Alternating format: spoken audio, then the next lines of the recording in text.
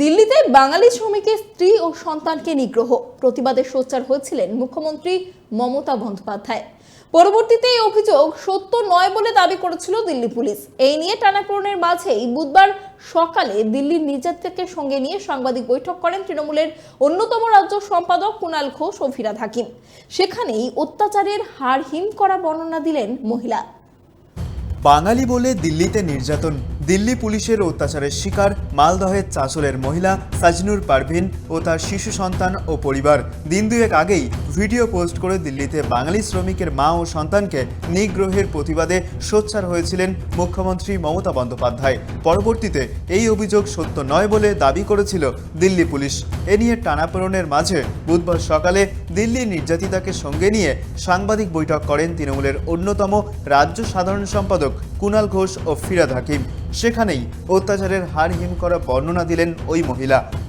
ওরা আবার চারজন এসে, দুটা মহিলা দুটা পুরুষ এসে আবার বলল, পুলিশের লোক আমরা, আমাদের সাথে আপনাকে যেতে হবে, আপনি হচ্ছেন বাংলাদেশি।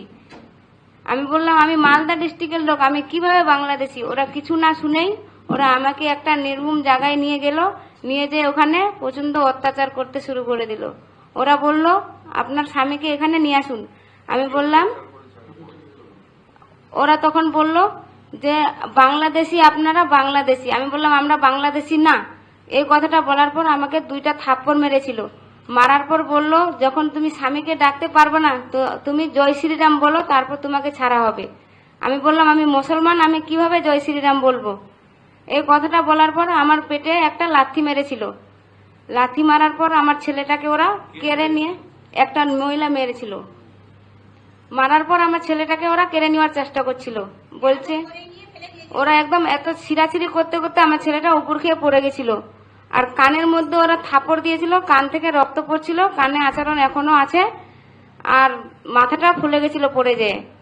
তখন আমাদেরকেও হুমকি দিল, 25,000 টাকা দিলে ছাড়বো, না হলে ছাড়বো না। এই হেনস্থার অভিযোগ তুলে কলকাতা পুলিশে অভিযোগ দায়ের করবেন তারা, একথা জানালেন তৃণমূলের অন্যতম রাজ্য সাধারণ সম্পাদক। পাশাপাশি ফিরে আসা ওই পরিযায়ী শ্রমিক পরিবারের সব দায়িত্ব নেবে রাজ্য সরকার।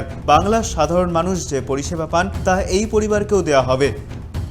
এবার এদের থাকা আবার মালদায় পাঠানো, মাননীয় মুখ্যমন্ত্রীর নির্দেশে গোটা দায়িত্বটা নিচ্ছেন ফিরহাদ হাকিম, সামিরুল এবং মৌসুম হেল্প করবেন।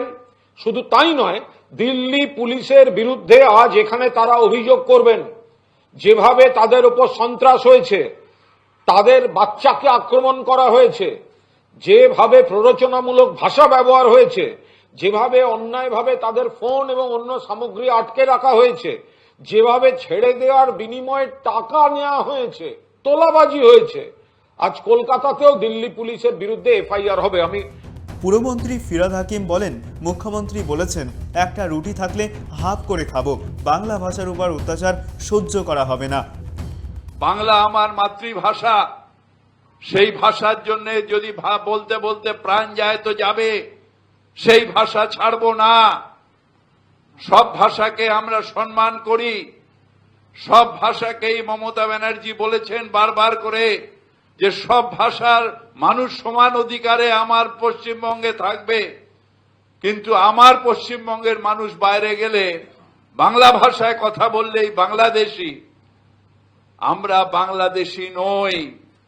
বাংলাদেশ হিস্টোরিক্যাল কারণে একটা আমাদের দুর্ভাগ্য, একটা আলাদা দেশ হয়ে গেছে অনেক দিন আগে, সেটা একটা অন্য দেশ। কিন্তু ভারতবর্ষ আমার দেশ, বাংলা আমার রাজ্য, এবং ভারতবর্ষের কনস্টিটিউশনে বাংলা ভাষা, এটা আমাদের কনস্টিটিউশনাল অ্যাপ্রুভ ভাষা। এই ভাষাকে অবমাননা করতে পারেন না। দিল্লি পুলিশের বাপের ক্ষমতা নেই যে বাংলা ভাষাকে কনস্টিটিউশনাল যে আমাদের স্বীকৃত ভাষা তার থেকে সরিয়ে দেওয়ার। সাজনুর পারভিন নামে ওই মহিলা মালদহের চাঁচলের বাসিন্দা।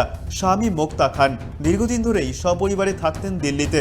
দিল্লিতে তাদের বাংলাদেশি তকমা লাগিয়ে অত্যাচার চালানো হয়। সাজনুরের দাবি, দিল্লি পুলিশ বলে পশ্চিমবঙ্গের বাসিন্দা মানেই বাংলাদেশি। কেড়ে নেওয়া হয় তাদের ফোন, একাধিক জায়গায় সই করিয়ে নেওয়া হয় বলে অভিযোগ। চলে যাওয়ার পর আমরা বাড়িতে গেলাম, বাড়িতে যাওয়ার পর সন্ধ্যার সময় পুলিশ ঢুকে গেল, পুলিশ মিডিয়াওয়ালা সবাই ঢুকে আমাদেরকে মিডিয়াওয়ালা পুলিশের হাওয়ালে করে দিল। পুলিশ আবার আমাদেরকে থানায় নিয়ে চলে গেছিল।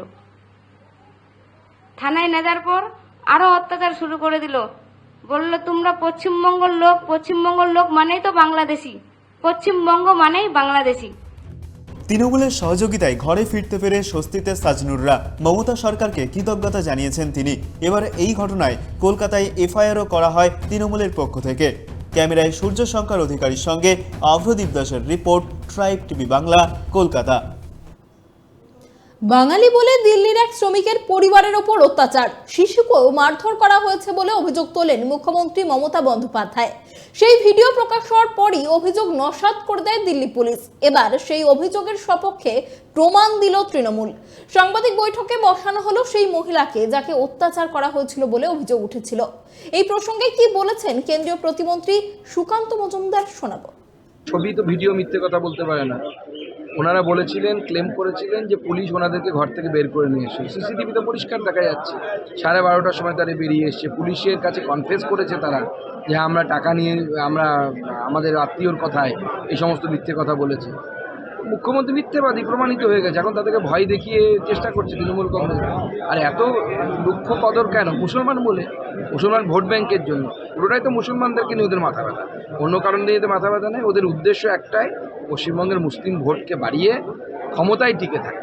কিন্তু গাধাগুলো এটাও বুঝতে পারছে না যে যখন এই মুসলিম পার্সেন্টেজটা 45% হয়ে যাবে, তখন কোনো ব্যানার্জি, চ্যাটার্জি, সেন, ঘোষ, বৈদ্যি কেউ মুখ্যমন্ত্রী থাকতে পারবে না। মুখ্যমন্ত্রী খান, আহমেদ এরাই হবে। বুধবার একদিকে দেব যখন ঘাটালে উপস্থিত, তখন দিলীপ ঘোষও এলেন ঘাটালে। ঘাটালের চৌকা এলাকায় একটি অনুষ্ঠান বাড়িতে যোগ দিতে ঘাটালে আসেন দিলীপ ঘোষ। সেখানে তিনি দলীয় কার্যকর্তাদের সঙ্গে একটি বৈঠক করেন। এরপর তিনি বীরসিংহ গ্রামে এসে বিদ্যাসাগরের মূর্তিতে মাল্যদান করেন। অন্যদিকে একাধিক কর্মসূচি নিয়ে একই দিনে ঘাটালে আসেন ঘাটালের সাংসদ দীপক অধিকারী। দুই হেভিওয়েট নেতা একই এলাকার দুই প্রান্তে থাকলেও তাদের বাকযুদ্ধে রীতিমতো উত্তপ্ত ঘাটাল।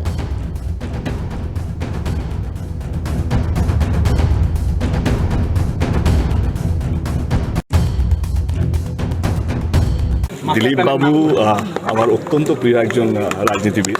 আমি এটা বাড়িয়ে বলছেন, আমার দিলীপবাবু নিয়ে আলাদা আমার কাছে একটা সম্মান আছে একটা লোকের কাছে। কিন্তু আমার কোথাও যেন মনে হয়, যেটা আমি শুরুতে বললাম, আক্রমণ না করলে রাজনীতি করা যায় না। আমার কোথাও যেন মনে হয় দিলীপবাবু এবারে খড়গপুরের জন্য প্রস্তুত হচ্ছেন। এবারে খড়গপুরের জন্য প্রস্তুত হতে গেলে কাউকে একটা তো ঢিল মারতে হবে। আর আমি তো সবচেয়ে বেশি সফট টার্গেট এখানে। কিছু না হলেও দেবকে কিছু একটা আক্রমণ করতে হবে। বৈঠক করছেন, বছরে একবার বন্যা আসে, বছরে একবার দেব আসেন, আর 5 বছর একবার এসে পাগলু ডান্স করেন, সবাই ভোট দিয়ে দেয়, আবার গালাগাল দিতে দেয় লোকে। আমার মনে হয় না দেবের 3 বার এমপি হয়ে তিনি পরিবর্তন করতে পারেন মানুষের জীবনের, কোনো বন্যার কোনো পরিবর্তন করতে পারলেন। ভগবানের ইচ্ছায় বন্যা আসে, বন্যা যায়, এখানকার সরকারের কোনো রোল নেই। একজন অসফল সাংসদ, একজন অসফল রাজনৈতিক নেতা, ঘাটালের লোক নিজের ছেলে বলে তাকে ভোট দিয়েছিল, তিনি সবার সঙ্গে ধোঁকা দিয়েছেন। দেব আজকে বলেছে যে দিলীপ দা আবার খড়গপুরে দাঁড়াতে চাইছেন, কিছু তো উনাকে করতে হবে, আমি উনার সব টার্গেট। আমি কি করেছি খড়গপুরে গিয়ে দেখে আসুন, মেদিনীপুর লোকসভায় যান। আমি তো দেখতে এসেছি দেব এখানে 10-12 বছরে কি করেছে, 15 বছরে, তো সেটা দেখতে এসেছি। সেখানে দেবকে টার্গেট করলে কারো ভোট বাড়ে না। একজন অসফল সাংসদকে যদি আমি টার্গেট করি, আমার কি লাভ হবে? দিলীপ ঘোষকে টার্গেট করে অনেকে ইমেজ তৈরি করে।